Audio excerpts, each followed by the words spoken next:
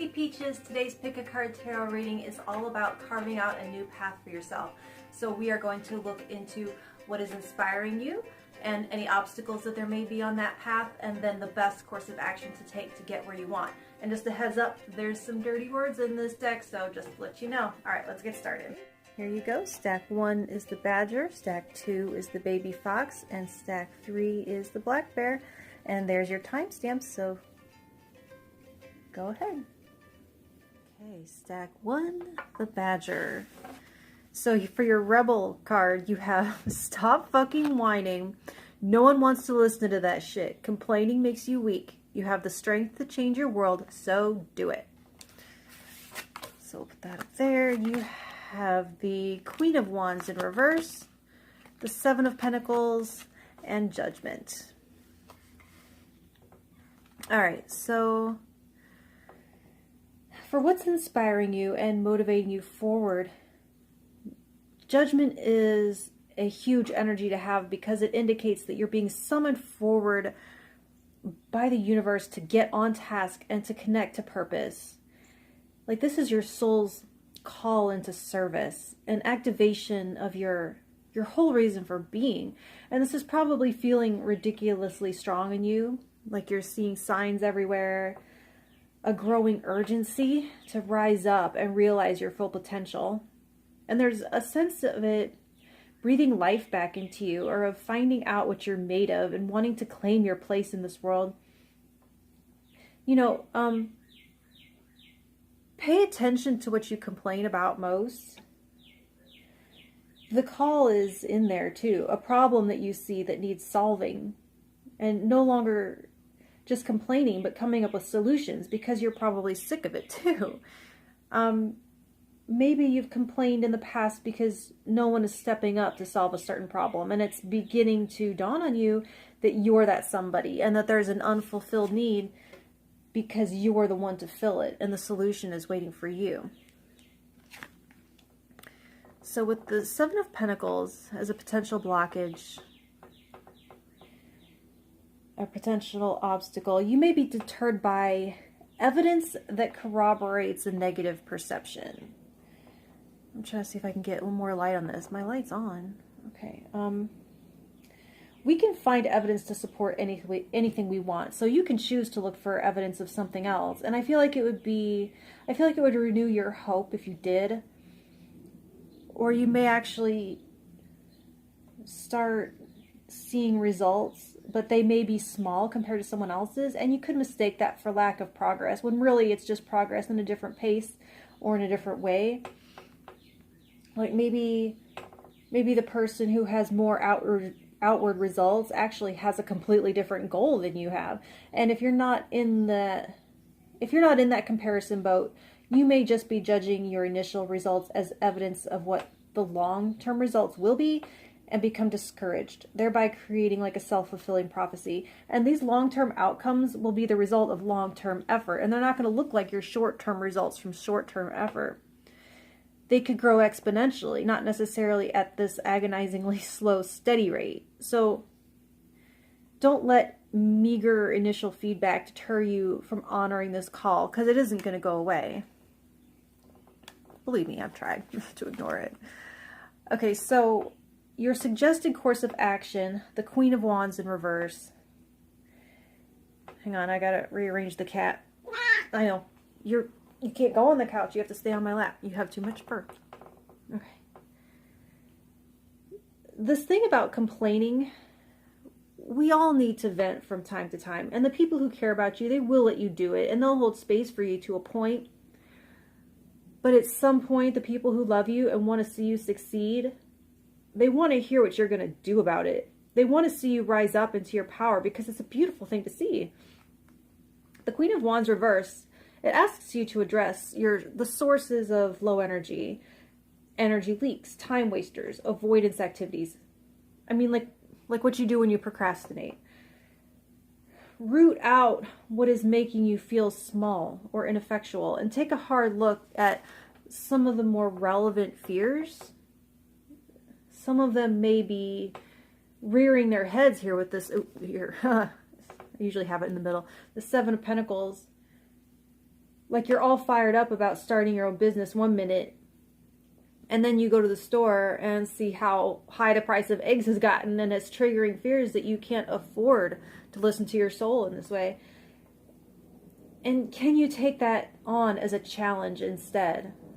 How can you take that contrary evidence and turn it into even more dogged determination? It's like, not only am I going to succeed, but I'm going to succeed in the face of these major challenges and these terrible odds, because my soul is screaming at me to get on task and I can't take it anymore. You know what I'm saying? And then also, where has your trust in yourself gone? That trust in yourself to be able to pivot if and when you need to address challenges as they arise, rather than let the fact that there will be challenges, because there will be, no matter what you do or don't do in life, there will be anyway, let that be a reason not to try. Okay, don't let that be a reason not to try. So if you would like me to pull a clarifier, comment stack 1, and I will pull one more card just to get a little bit more detail just for you. Okay, thank you. Stack 2, the baby fox, your rebel card. Some good shit is about to happen. Don't let your issues fuck it up. So you have the 7 of Swords in reverse, the Empress in reverse, and the 10 of Wands in reverse. So this is what is inspiring you and motivating you to move forward. I feel like you're seeking relief or release, to be lighter. And you may envision yourself in a life with fewer heavy cares, fewer demands on your energy, fewer responsibilities. You know, okay, I keep hearing this crap about no one wanting to work anymore, and that's such a bunch of crap. It's like, for one, when has anybody ever dreamed of working their life away? And for two, I see way more people overworked and stretched thin than people sitting around doing nothing. I feel like it's always the people that aren't doing much work themselves that throw this accusation around. I wonder. So, I wonder if I can get just a little bit more light here. I don't know if that's going to help or not. We'll see. Okay.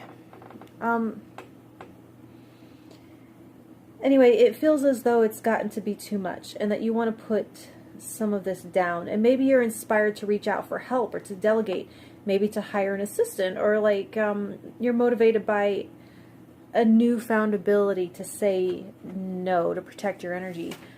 And where it says don't let your issues fuck it up, I can see fears of not being enough, or control issues, like only you can do it right, and so if you let someone else do it, it won't be done right, and that type of stuff can be a blockage. So for potential obstacles, you have the Empress in reverse.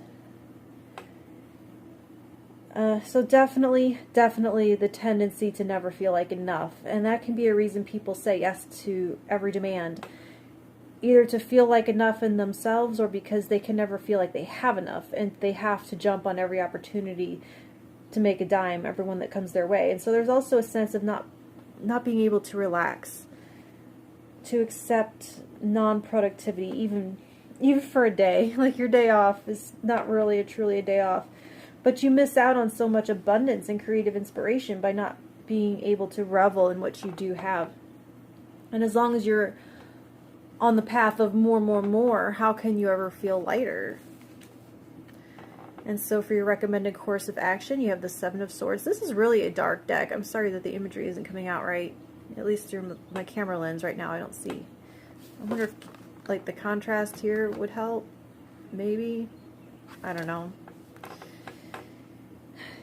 For your suggested action, 7 of Swords in reverse, you need to come clean with yourself. You know, like in the zombie movies, someone gets bit and they hide it because they don't want to be left behind or whatever. But at some point in the movie, they reveal the wound. So it is time to look at this wound and to address it. The beliefs embedded in the Empress in reverse are the result of some potential long-term trauma. Not like a big sudden trauma, but years of fighting for everything you have, always living paycheck to paycheck. The worst part is that you've always scraped by, never truly knowing rock bottom, which is good, but it's just it creates that prolonged and drawn out ongoing struggle. And so carrying the weight of the world may be all that you've known and know how to do. So have your feet ever been so tired that even once you take off your shoes and sit down, it's not enough? It's like there's no amount of getting off of them that feels like enough. The feeling of the floor under them is too much, even if you're just sitting. I feel like you being that tired, like even if you didn't have responsibility, you'd have phantom responsibility. You could have $1 million and still worry it's not enough. And so you have to ask yourself, when will it ever be enough? So your course of action revolves around some deep self-honesty, or maybe laying it all out there on the table with someone else. Empty your pockets of bad memories, and even honesty about all the resources that you do have. Like seeing all that you have on paper can help you see that you can make your life work with less. Make a plan and list everything at your disposal, and don't hold any truth from yourself in reserve. Draw clear lines and benchmarks for what it is. Like what is and what is not enough, so that they're quantifiable, right? Because your issues may keep it this ever receding goalpost. So if you want a little bit more clarity just for you, comment stack 2, and I will pull one more card just to get a little bit more specific to you. Okay, thank you. All right, stack 3, the bear. Your rebel card. Stop obsessing. You are not the fucking center of the universe. The hanged one, like the hanged man. Page of Pentacles. And so for what's inspiring you and motivating you to move forward, 3 of Pentacles in reverse. There's a sense of a desire for solo work, a desire to be the only one in the spotlight and to not have to check in with everyone else when you make a decision, when it comes to your work or your craft. I think you're wanting to pivot away from something you've started that either isn't growing how you'd like, or like maybe it isn't doing anything for you, or maybe you started on a path and it's beginning to show that it's ill-suited to you.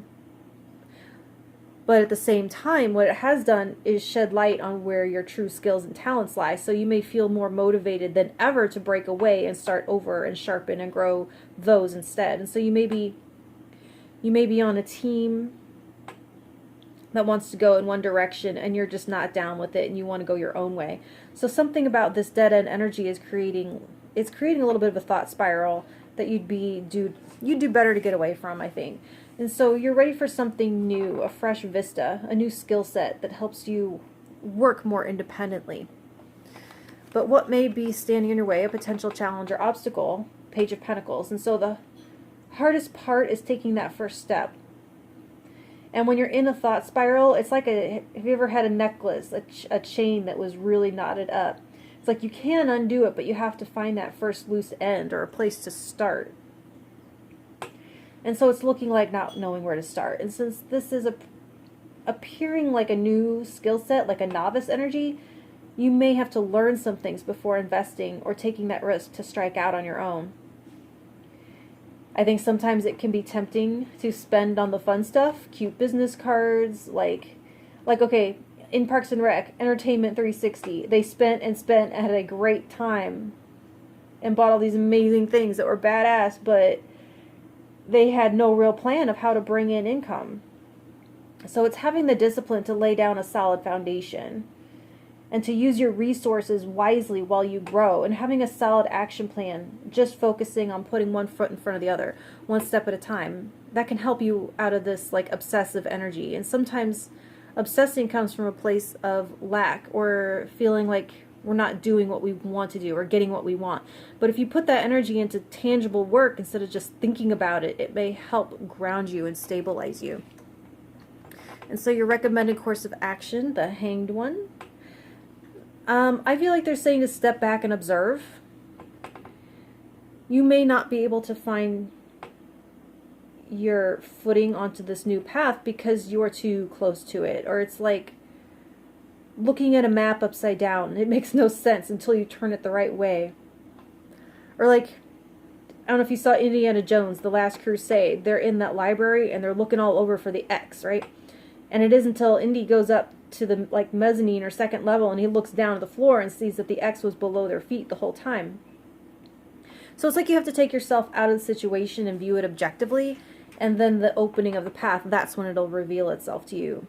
And while the Page of Pentacles can be an energy of details, it's here's a potential blockage. So with this obsessive thought, you may be mired in detail. And while this does speak on having an action plan, it's a step-by-step action plan. It's a process, one deal at a time, not all of them at once. It's like if you are looking at many details, you're not really being detailed. Detail work requires that singular focus on one thing at a time. So it's sort of saying to stay where you are just until you can create your step-by-step plan. And maybe a few steps in, step 5, 6, 7, that's where you can separate from this energy here, okay? So if you want me to pull a clarifier just for you, comment stack 3. I will pull one more card to get some detailed information just for you. Okay, thank you.